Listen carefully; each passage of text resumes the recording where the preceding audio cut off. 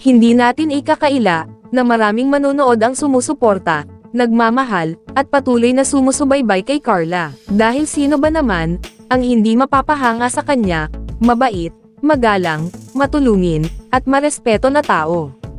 At bukod pa dyan, marami rin ang kinikilig at sumusuporta sa kanilang dalawa ni Kalingap Jomar. So yun mga idol, ginawa nga pala ni Carla ang kanyang YouTube channel, nito nga lang September 10, 2024. Unang upload pa lang nito sa kanyang YouTube channel, ay nakakuha agad ito ng 420,000 views. At meron na siyang subscribers sa ngayon, na umabot na ng 60,300 subscribers. Sobrang deserve ni Carla ang magkaroon ng maraming suporta, dahil alam naman natin, na ang kanyang gagawin, ay hindi pansariling interes lamang. Kaya sa video na ito mga idol, ay ating pag-uusapan at aalamin, kung magkano ang posibleng sahod ni Carla sa YouTube, ngayong 2024. Gamit ang public website na Social Blade, ay ating malalaman, o makikita, ang latest estimated YouTube sahod ni Carla, ngayong 2024. Sa mga hindi pa nakakaalam, ang Social Blade nga pala, ay isang public website, na kung saan kahit sino, ay pwedeng tumingin sa analytics, at estimated earnings, ng isang YouTuber, or influencer. So yun mga idol, nandito na tayo sa Social Blade, at ito ang Social Blade channel ni Carla, kung saan pwede nating makita, ang status ng kanyang YouTube channel, at ang kanyang YouTube estimated sahod, ngayong 2024. So yun mga idol, dito sa kanyang uploads, ay nasa 1 pa lamang. Subscribers naman, ay nasa 60,000 na. Video views naman, ay nasa 417,693. Country at channel type ay wala pang nakalagay. At user created, noong September 10, 2024. At dito naman sa baba mga idol, ang total grade niya, ay nasa letter B. Social Blade rank, ay pang 706,637.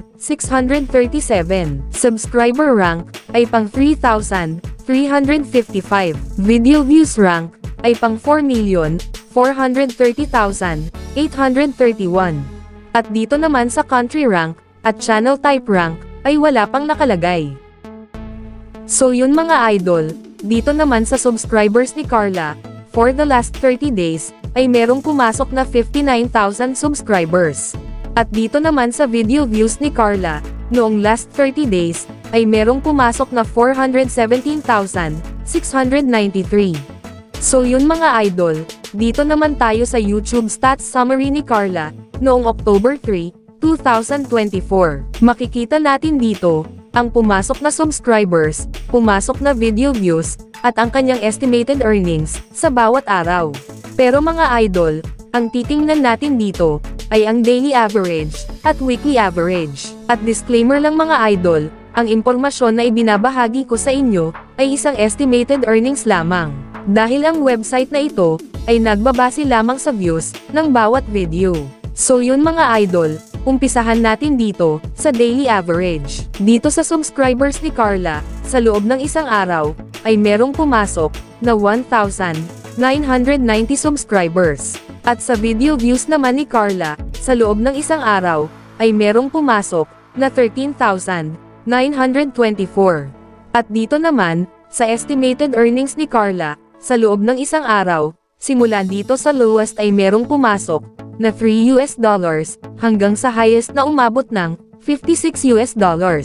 At kung i-convert natin ito sa Philippine Peso, ang katumbas nga pala ng $1 sa Philippine Peso ngayon ay nasa 56 pesos. So yun mga idol, ang katumbas ng $3 sa Philippine Peso ay nasa 168 pesos. Ito ang posibleng kikitain ni Carla sa loob ng isang araw sa lowest estimated earnings.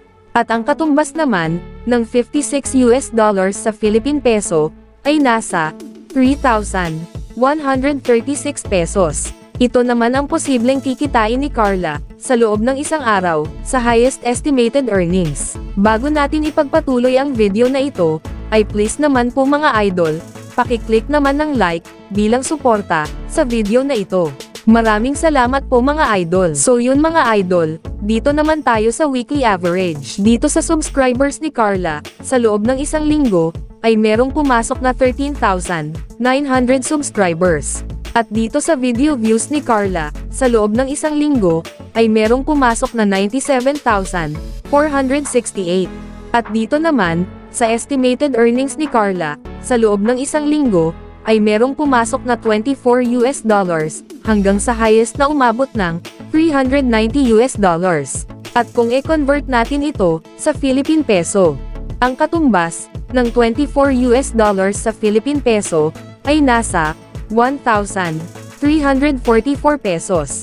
Ito ang posibleng kikitain ni Carla sa loob ng isang linggo sa lowest estimated earnings. At ang katumbas naman ng $390 sa Philippine Peso ay nasa 21,840 pesos. Ito naman ang posibleng kikitain ni Carla sa loob ng isang linggo sa highest estimated earnings.